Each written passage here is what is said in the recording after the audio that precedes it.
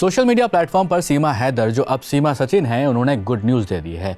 मैं ये मानकर चल रहा हूँ कि आप सब सचिन और सीमा की मोहब्बत के किस्से ऑलरेडी ही सुन चुके होंगे।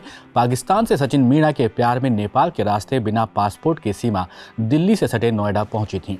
अब सवाल यहाँ पर यह आता है कि क्या सचिन और सीमा के बच्चे को पैदा होते ही भारत की नागरिकता मिल जाएगी?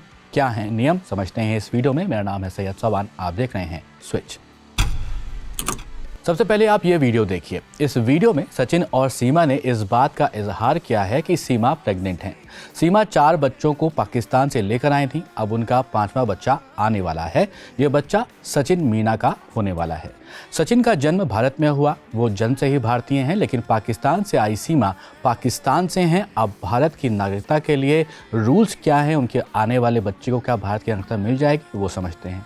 तो पहला प्रावधान क्या है कॉन्स्टिट्यूशन के हिसाब से? जन्म से भारत की अगर नागरिकता चाहिए तो 26 जनवरी 1950 यानी कि भारत का संविधान लागू होने के बाद जो भी भारत में पैदा हुआ वो जन्म से भारतीय है।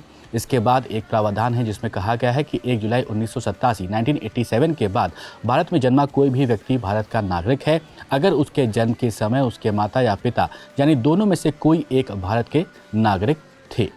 इसके अलावा डिसेंट और ब्लड रिलेशन पर भी भारत की नागरिकता दी जाती है। इस प्रावधान की बात करें तो इसमें कुछ शर्तें हैं।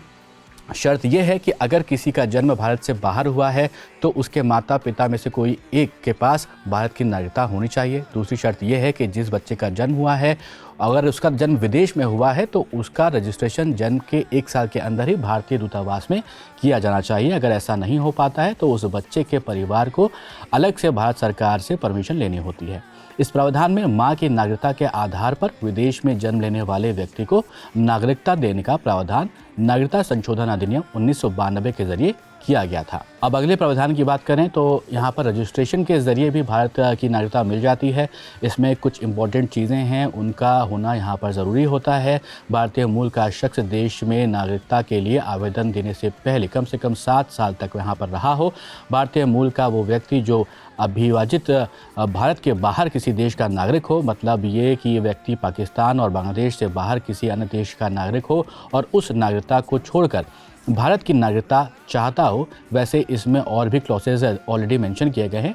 वो शख्स जिसकी शादी किसी भारतीय नागरिक से हुई हो और वो नागरिकता के आवेदन करने से पहले कम से कम 7 साल तक भारत में रह चुका हो, वो नाबालिग बच्चे जिनके माता या पिता भारतीय हों, राष्ट्रमंडल के सदस्य देशों के नागरिक जो भारत में रहते हों या भारत सरकार की नौकरी कर रहे हों, आवेदन पत्र देकर भारत की नागरिकता प्राप्त यहाँ पर वो कर सकते हैं।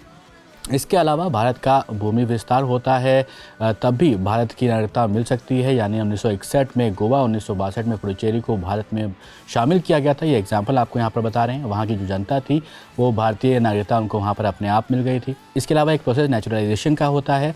इसमें देश में रहने के आधार पर भी कोई व्यक्ति भारत में नागरिकता हासिल कर सकता है, बशर्ते वो नागरिकता अधिनियम की 3री अनुसूची की भी सभी योग्यताओं पर खरा उतरता हो।